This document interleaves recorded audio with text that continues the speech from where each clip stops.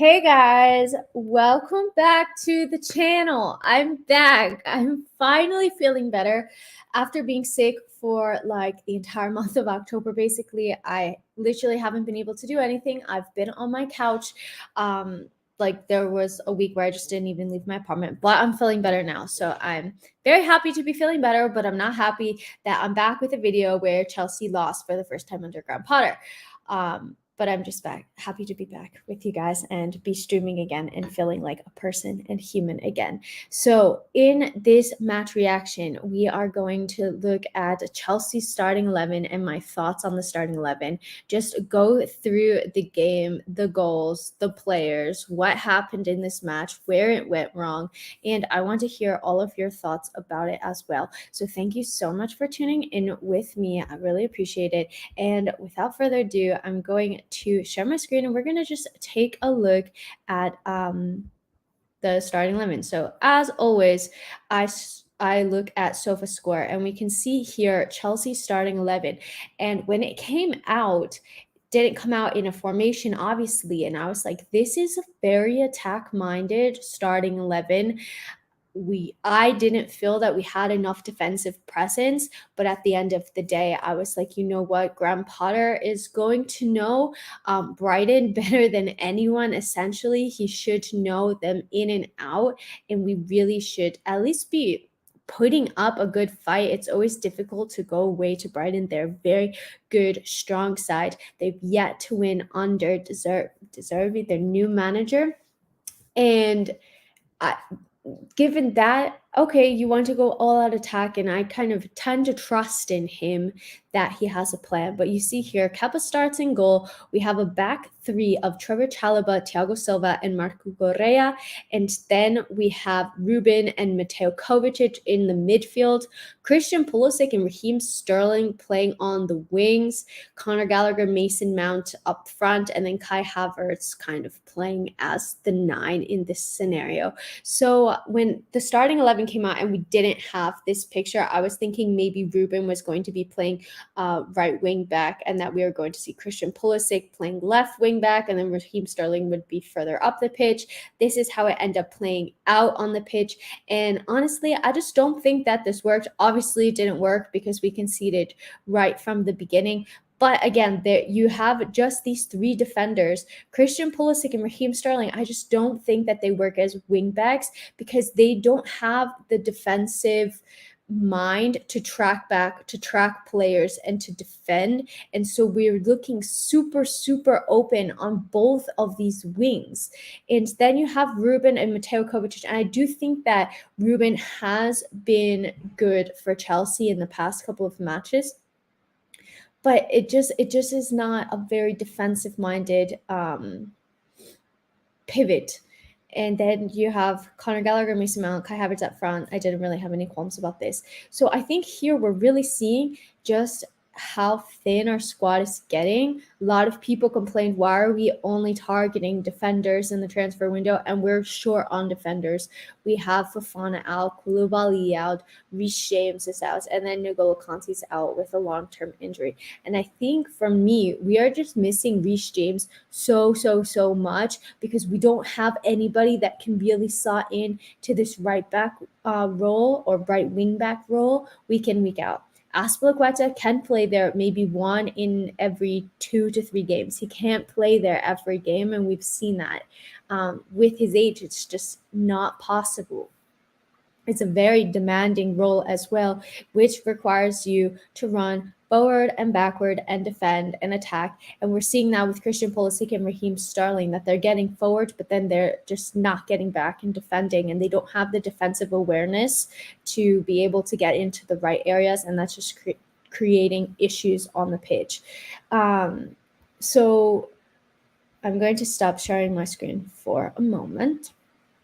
So in this match, Brighton just came out attacking, and of course it was always going to be a big match for them. They were always going to want to beat Graham Potter, and you heard it from the second Cucurella got booed, Graham Potter got booed, given, I guess, how Cucurella left the team and Graham Potter just leaving them for Chelsea. So they always had a fire under their bellies, but I honestly expected more from Chelsea. I expected us to fight more. They were on top of us from minute one. Thiago Silva made a mistake in the first couple of minutes. He got back on the line and saved it. Gave away a pass again, saved it. But then at the end of the day, I think that he was at fault for their first goal, and credit to them because they were just pressing and pressing and pressing.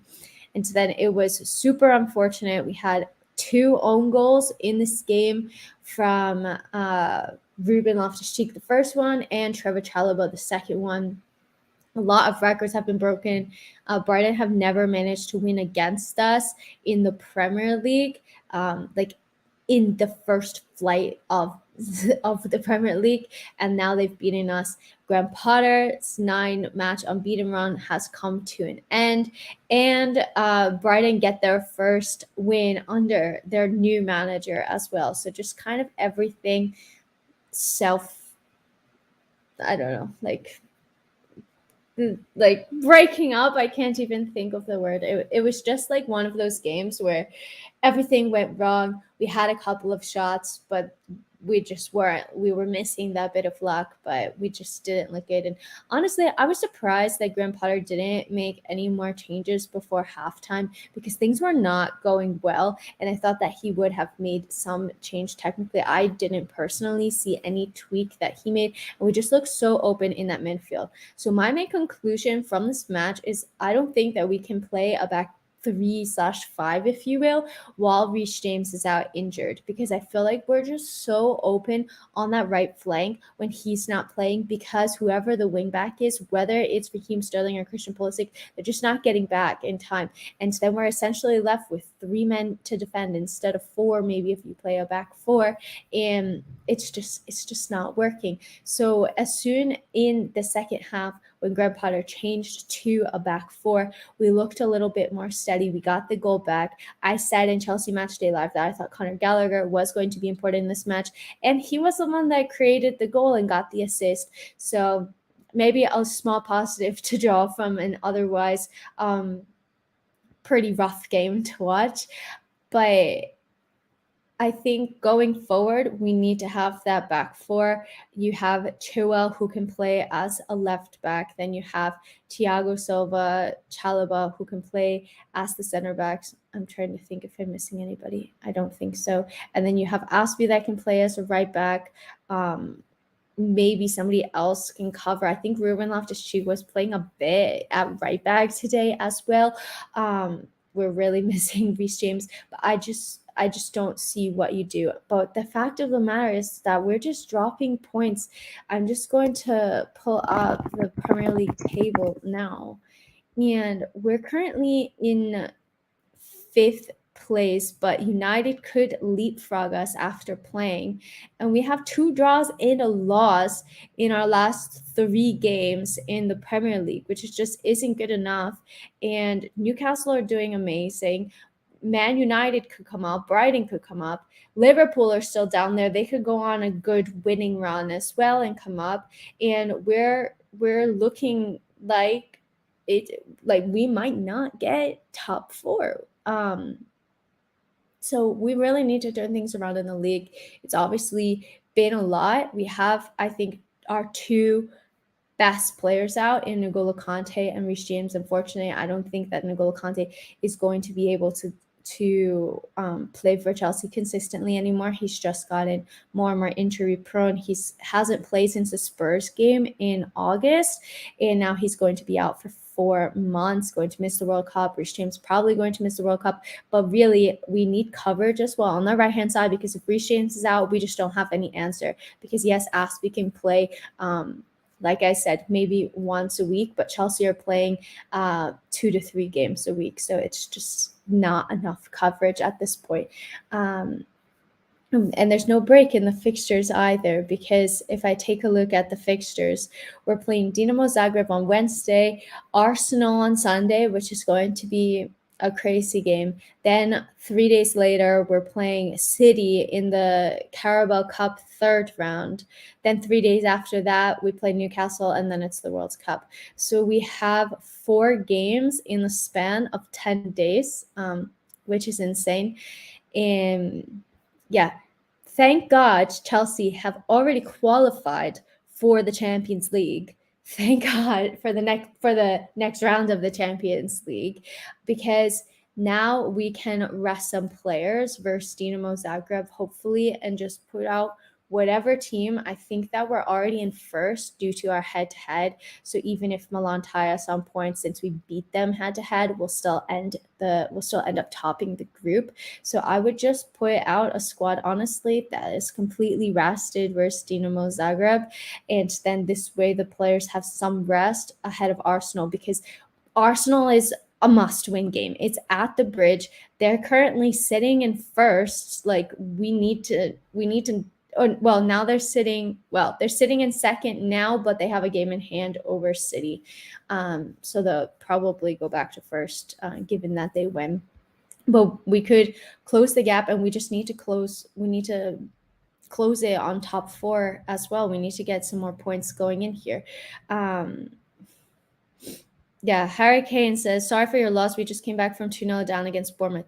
And yeah, I saw this, and it's like so frustrating, because you see that and you see why. So Spurs came down 2-0 against Bournemouth. Why can't we come back again? And the second that Brighton scored the first goal, we just didn't look like coming back. And it's something that's happened before, that Chelsea kind of like self-capitulate a bit. And I don't know what the answer is, but it's something that they need to look into. Why, if we concede one, is it likely that we're going to concede another? We just looked so nervous in that atmosphere. Everybody looked really nervy on the ball. We were making a lot of mistakes. And I don't remember a game where there were 2 own goals scored. There's probably been something, but I don't remember a time when that's happened personally. So I don't know. It's just like a lot of mistakes, and the second that we concede, it's always an uphill battle, and it should be okay. We conceded, that's okay. We're going to put it behind us, and we're going to go and fight and get a goal back, and then we're going to go get another one. And we weren't able to do that. So yeah, props to Tottenham for being 2 goals behind and then going on to win the game. Like, that's crazy. That's a fantastic mentality. And that's almost the difference between us making top 4 and not. Like, we need to be able to do that, especially if the teams around us that we're fighting for those top 4 spots are doing that. Elias says, I've never been so upset in my life.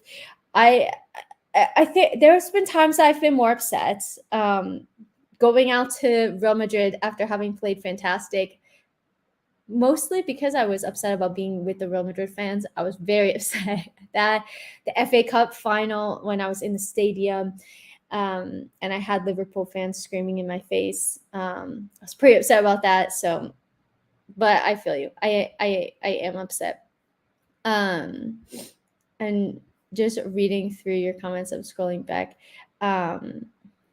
Yeah, Jonathan says, Subin Kepa was really harsh. What do you think? I think he got injured. I think it was a calf injury, if I'm not mistaken, but I'm sure that we're going to see more on that in the next coming days. So be sure to keep an eye out for that as well. But I don't think it was because he conceded 3 goals. I think it was an injury. So before I answer this question, 62 of you watching, so appreciate it. I've missed these so much. If you like my streams, if you like my channel, make sure to subscribe. If you're not subscribed, make sure to like as well. Really appreciate it. So A Lang says, do you think the loss, I guess, was tactics or players? We played bad, but goals were suffered mistake and freak own goals. I do think that it was a bit of both. I think that it was a bit naive, to be honest, that we just went with essentially three defensive players, and maybe, if you want to count Mateo Kovacic in there, maybe 4 defensive players. And I know that our bench is looking pretty light and we don't have so many defensive options that we can bring on, but I think maybe bringing Chua on. I feel like Chua, when he's played, has looked a bit stronger than Cucorrea, to be completely honest. So I think I probably would have started Chua in this match and maybe start Cucorrea against Dinamo Zagreb. I can understand maybe, Cucorrea played for Brighton. Obviously, he knows how they play, and Graham Potter really, has a relationship with him and trusts him a lot. I think I probably would have opted for Ben Chua in this match, and also just to take some pressure off Cucurella, because every single time that he got the ball, he was being booed, and that must be a pretty difficult situation to be in as well. The other, I want to say, so that was like the first thing that I was thinking about. The second thing, playing Raheem Sterling. I don't think that Raheem Sterling has been good. I feel that he's been losing the ball a lot. He's been, especially, he'll just dribble into players. He hasn't been able to dribble past them. And I feel that since Thomas Tuchel got sacked and Graham Potter came in, perhaps Graham Potter has been utilizing Sterling in a different way. I think he's playing slightly wider than he was under Tuchel, but he just hasn't looked the same. He hasn't been scoring goals, getting assists, putting in the performances that I know that he's capable of. So I don't think that I would have started him in this match. You have Broya, who's been looking super, super good. Even somebody like Chukwuemeka maybe gets a start. But I just think that we've seen over the past couple of matches that Raheem Sterling really cannot play in this wingback role, because it's just not his position. I don't blame him. He's used to being an attacker, and even though all attackers need to track back and help the team, there's such a defensive responsibility when you're a wingback and you're playing wider, and I just think that it's a bit much for him to be able to deal with. And there's not so many players as special as Reece James in that sense, that Reece is like the complete package and can literally play anywhere that you ask him to, but he's so fast, and so that's why he's such an advantage playing as wingback, because he can get forward, but then he has the pace to get back and he has the defensive awareness to get back, and that's something that Raheem Sterling is lacking. So I'm just looking at who is on our bench today. Really not many players, because we are a bit light with the injuries. But I would say maybe playing Broya or Aubameyang instead of Sterling. Amari Hutchinson was also on the bench, and I was really hoping that he was going to get some minutes today. At some point, I was like, just throw him on. What's the worst that can happen? Like, maybe he could change the game for you. I get like not wanting to put a young player in, given the circumstance of the team.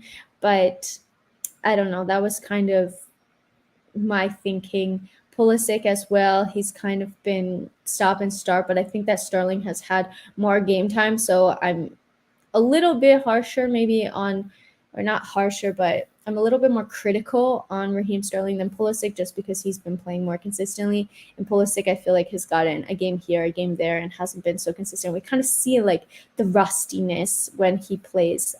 He had a really good opportunity. I think it was when Brighton had only scored one goal, so it would have drawn us 1-1 level. And then Gallagher had the follow-up and missed that as well. Or no, was it? No, it was Gallagher, and then Pulisic had the follow-up and missed it. But he also, I felt like he was creating things, but maybe, not as clinical as you would want him to be. And then the last loss, in my opinion, was the formation. I think the formation was a mistake, and I've talked about it already. If you're new to the stream, I'll just sum it up quickly. I do think that when we play a back three, we just look so open because the wingbacks are not tracking back, Raheem Sterling and Christian Pulisic, or even if they do track back, because they are both speedy, they just don't have that defensive awareness to be able to really defend. And that's just leaving us so incredibly open on the flanks. And we looked a lot better once we were playing with 4 at the back, and I think 4 at the back is probably the way to go. So just looking here, you see like Brighton didn't have so many moments. They had like a lot in the first half, and And then in the second half, we really kept them calm, and Chelsea had all of the moments, but we just were not clinical enough. I'm just going to look at some player statistics.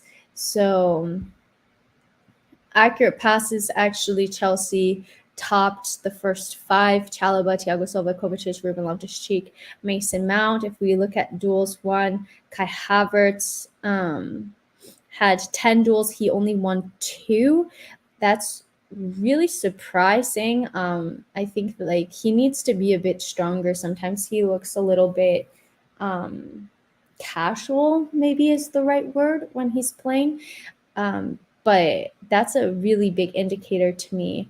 And then Christian Pulisic won 7 out of 9. Loftus-Cheek won 8 out of 9. Conor Gallagher 3 out of 8. Chalobah, he won 50% of his duels. So Mason Mount won 1 out of 7 of his duels. Just a lot of improvement there. You see Ruben Loftus-Cheek, really, really strong player. He's a giant, and he's strong. So he's winning his duels. But other than this, ground duels won. Kai Havertz won 1 out of 7 ground duels. Mason Mount 1 out of 6 ground duels. Again, Chalobah, 50% of his duels. In aerial duels, surprising that Pulisic won 3 out of 4, to be honest, because he's one of the shorter players. Thiago Silva won 2 out of 3. Look, like, where are defenders? Chalobah won 1 out of 2. Ben Chilwell didn't win any. Let's look at the attack. Shots on target. Trossard had 4 shots on target, and Sensio 3 shots. And then we have Conor Gallagher, Kai Havertz, and Mason Mount with 2 each. Let's look at dribble attempts. So Kai Havertz tried 5 dribbles. He didn't make any of them. Raheem Sterling only tried 2, didn't make any of them. Ruben Loftus-Cheek was successful in 1. I feel like we're really missing that sort of player. Pulisic didn't even attempt any dribbles. I really feel like since Eden Hazard, we haven't had somebody that's going to like direct and dribble, and I thought Christian Pulisic was going to be that. He hasn't turned out to be that. I thought that Raheem Sterling was going to fill that space, because I did think from his days playing at City that he was really strong dribbling on the ball. But we just haven't seen it in the past couple of games. Wow, the sun is like directly in my eyes right now. And then you see all of the Brighton players dominating this 7-6-4 clearances. Conor Gallagher, Kepa, Thiago Silva. So Conor Gallagher really putting in the defensive work. Thiago Silva had 5 blocked shots, 2 off of the line. 1 was an error that led to a shot. So he did make errors, but he was able to get back into the right positions. That's pretty insane. And yeah, I don't know. Really not looking good. Let's look at accurate passes. So Chalobah 95%, Thiago Silva 90%, Kovacic only 81%. That's pretty low, I feel.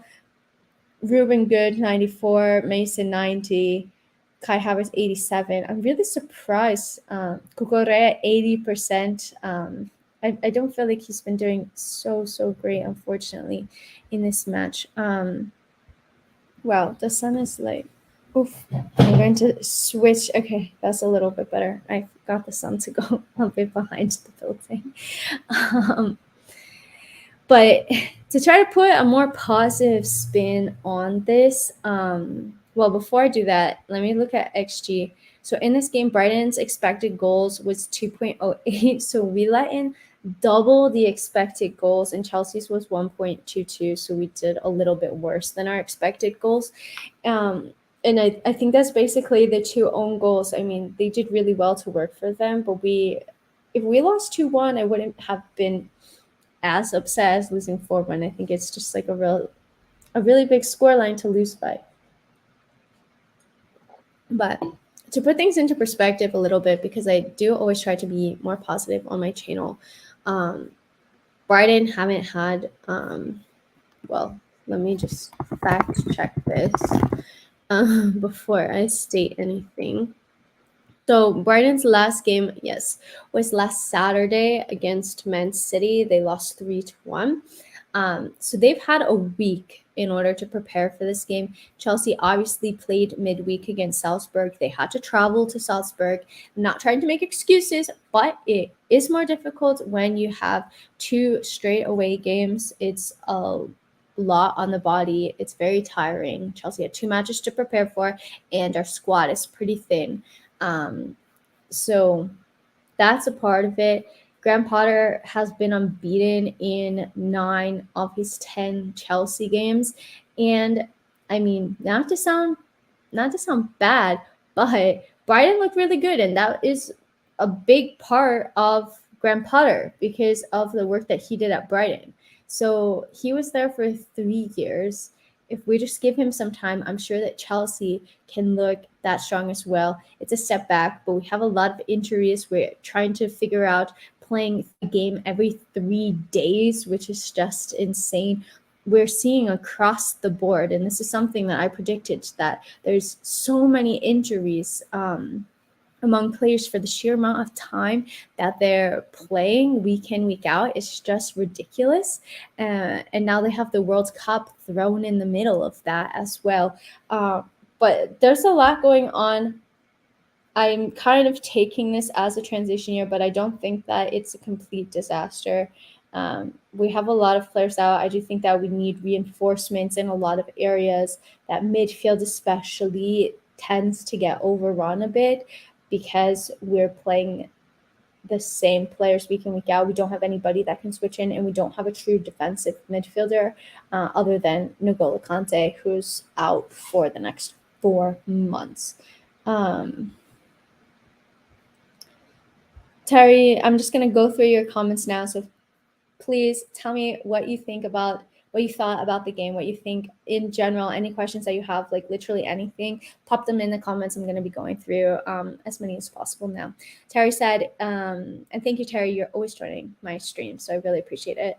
It was a great example of too fluid of a system, even when considering that we had to rotate. Potter needs to stop putting wingers in as wingbacks, and I completely agree. So what would I do in the future, maybe looking at this squad? Wait, how do I see who's starting the game?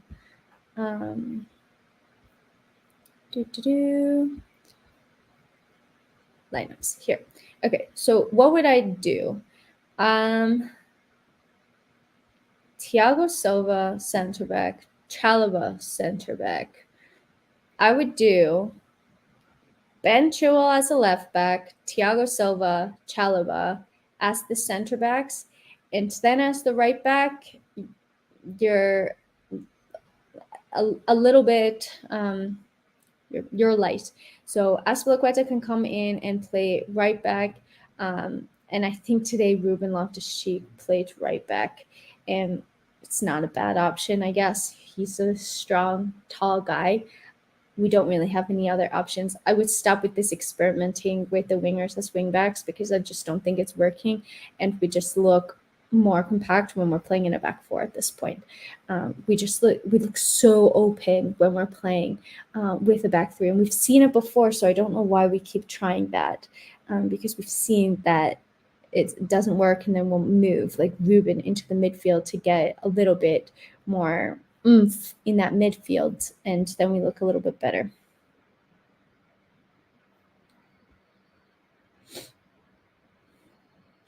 Hurricane has, I'm sorry we're risking Reece James. We need him at the World Cup. I don't know if he's going to come back in time. And I don't know if Chelsea are honestly going to let him, even if he did. Let's see. But I hope that he's back, because I would love to see Reece James play at the World Cup. I mean, I'm not English, so it doesn't benefit me at all. But yeah, let me know who you guys are supporting in the World Cup. It's going to be interesting, like, given that it's not in the summer, it's in the winter, and I've already told my work, like, yeah, we're going to be having like World Cup watching parties and everything, because it's the World Cup. Let's Fly Ayers said, let's start accepting that we're not guaranteed top four team anymore. There's a lot of teams that are looking really good. Newcastle is looking freaking amazing. I don't know how their game ended. I didn't get a chance to check. I think it was like 3 or 4. Yeah, 4-0 against Aston Villa. So they're looking so good. Then you have Spurs, City, Arsenal are looking fantastic as well. Liverpool haven't been having a good season, but they could come back. United, who knows? I kind of feel like they're not going to challenge for top four, but they're always a thorn in our side. And then you have the likes of Brighton as well, who are playing fantastic. So there's a lot of teams. I feel like every season, the amount of teams that are going for top four just keeps growing and growing. I'm going to keep like kind of itching kind of see more into my apartment than you usually do because of the sun. It's 6:30 and it's already setting. It's so sad.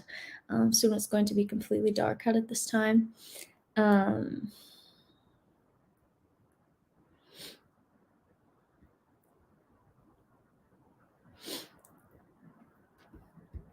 Joel says basically Potter's West Brom game. Hope he can bounce back in the league because his form is worrying. Yeah, I mean, I kind of allow any manager to have this sort of game. Maybe like once. It always happens at least once a season. That we have these like really blippy games that you're just like, what the heck happened there? But you just hope that it doesn't happen again. And I honestly I couldn't care less what happens in the Dinamo Zagreb game. Obviously, I want to see good performance from Chelsea every single time that we play. But if we have to sacrifice that game in which we're already qualified in top spot in the Champions League so that we have a good game against Arsenal, I'm happy to do it because I think these players really do need some rest. Um, Karthik says Chalobah's streak of not losing game when starting is finally over. Yeah, he had a really crazy streak. I'm not sure if you guys are aware, but it was somewhere between 20 and 30 games that he started, and he had never lost a game with Chelsea when starting. And that's sadly come to an end now. Terry said Raheem lost possession 14 times in the first half alone. That's insane. And I'd also love to know what website you're using because I'm a nerd for this stuff. To find those stats. But yeah, no, he wasn't good. I personally wouldn't start Raheem Sterling in the next match. I think like as well, you have these academy players that are just so hungry. And Armando Broya, for example, he is still raw, of course, but he has really good instincts and he's always giving 110% because like they're that much hungrier to impress because they've been at the club since they were kids. So I would probably start him next match. Um,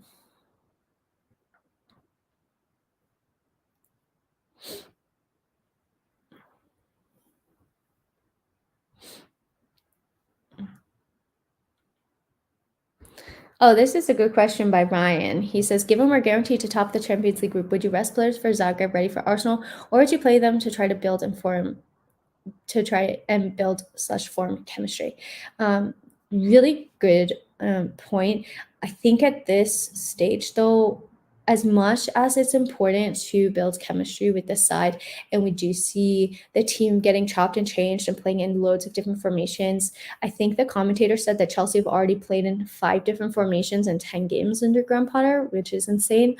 Um, I do think that you have to rest players because they're just looking burnt out. They're looking tired. I think Pep mentioned it in his presser as well that the players are just exhausted with the amount of games that they're playing. So for me, I would prioritize rest over trying to get them to play gain chemistry. The chemistry is going to come, but if they're just so tired, I'd rather that they're rested against Arsenal instead of just like going through the motions, if that makes sense.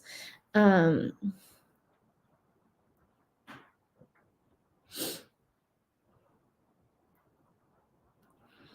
Logitech says nothing changed from the main Thomas Tuchel squad, which we struggled to win with a goal or two. I expected this to happen. The thing is, like, change isn't going to happen overnight, and I can appreciate as well that Thomas Tuchel basically had his say on all of these players. And I think, like, for example, Raheem Sterling seemed to be a very Thomas Tuchel signing, and now he's not fitting into the Graham Potter style of play, in my opinion.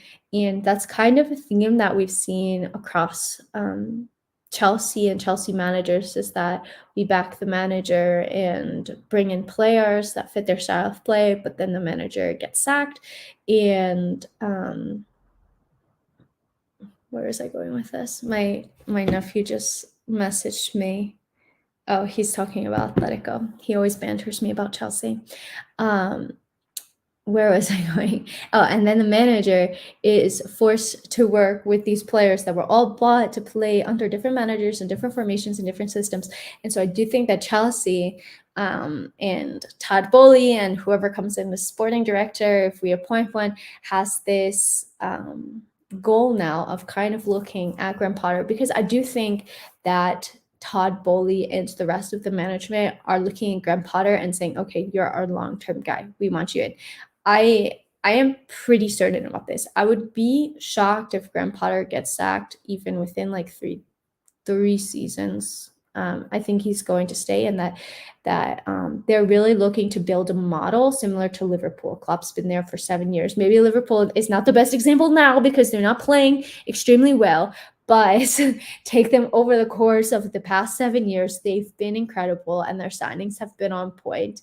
They maybe don't pick the flashiest of signings, but they are signings that fit directly into the team. I think that's something that the new owners are going to be looking to do in the future. So going forward, in maybe starting as early as January and definitely in the summer, they're going to identify, along with Graham Potter, the needs of the team, where we need gaps filled, kind of more long-term planning. And because this is something that I don't feel that we've had. If we had long-term planning, we should have bought a DM at least a season or two ago, because N'Golo Kante and Jorginho's contracts running out. Kovacic gets injured quite frequently. N'Golo Kante gets injured quite frequently, and we would have had a succession plan in place for that. So I think we are going to see, hopefully, players that Graham Potter wants and that he can mold and that he can grow with in the side. But right now, it's just kind of working with what he's got and trying to get through the season and trying to get top four. I knocked the table and completely bored, but yeah, that's basically my more than 2 cents on it. Caleb says, why is it that other teams can come back when they're losing, but we just don't know how to come back? We pass the ball and do nothing.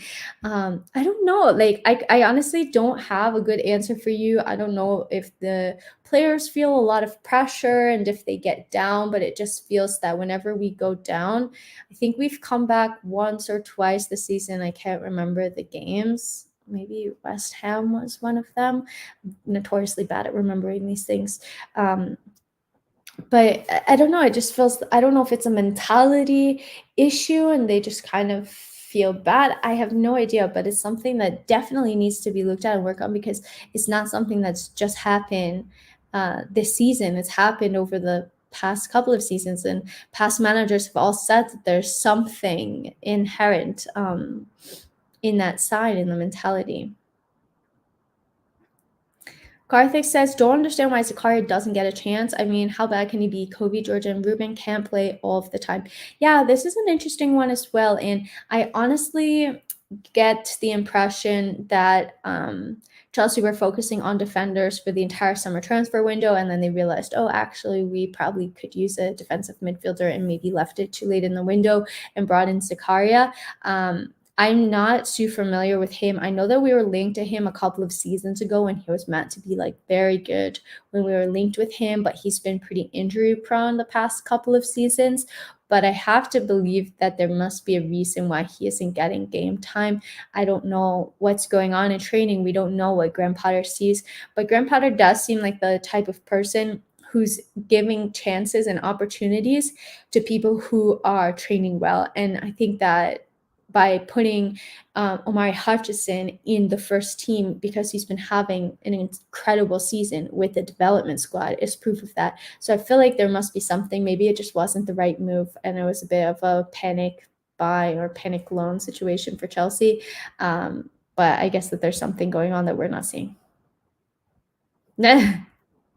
Thank you. I got ready in 15 minutes, so I think that I did pretty good because I was on Chelsea Matchday Live. You can watch it on the Fifth Stand app before every game, about 45 minutes ahead of kickoff, and I'm on there every single match day, which is pretty freaking crazy. Can't believe it. Almighty Blues, thank you so much for joining. Really appreciate it. Everyone, do hit the like. It's been a terrible day as a Blue. But if you want to cheer me up personally, hit the like button, hit the subscribe button as well. I'm finally back. I'm finally feeling better. I don't foresee getting sick again, hopefully. And I'm back to putting out a lot of content. So very happy about that.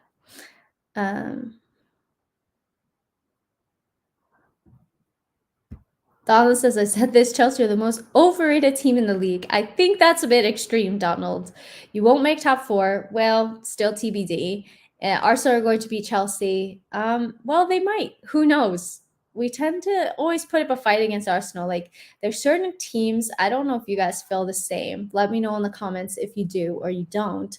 But I do feel like there's certain teams that no matter how poorly you're playing, when you go up against one of these teams, you're like, I don't want to get embarrassed, and we tend to have good games. The game that comes to mind is like the Battle of Stamford Bridge in the 15-16 season when we were having an absolutely terrible season and we went down 2-0 to Tottenham and we were like, no, we're not letting this fly. And then we drew the game 2-2. And I know it's just a draw, but prevented them from winning the title and secured it for Leicester.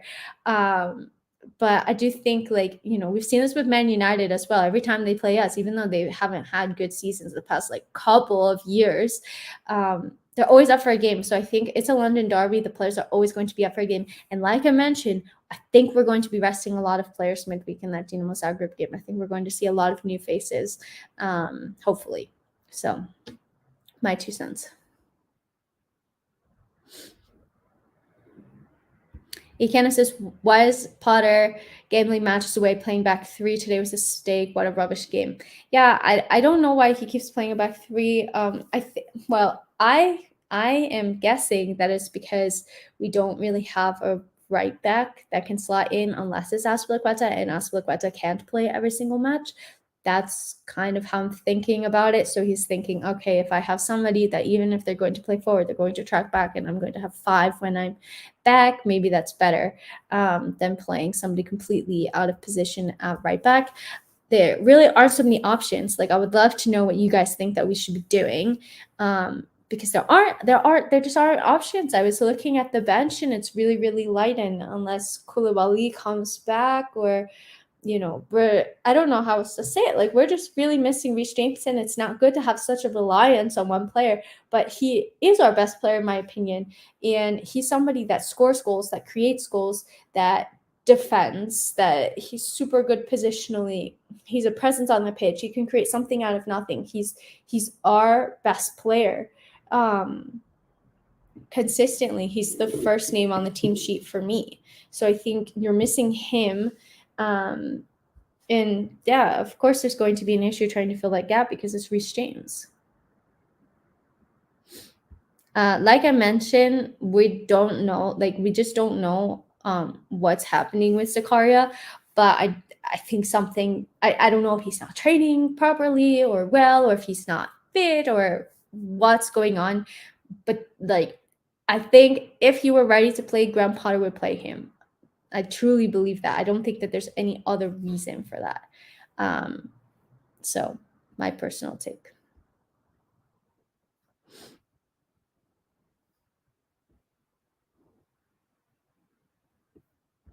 Terry says, I'll start the first one. Terry says, to those that are not aware, Zakar is likely to not play at all for the rest of the season. Potter and his staff are considering to end his loan sooner.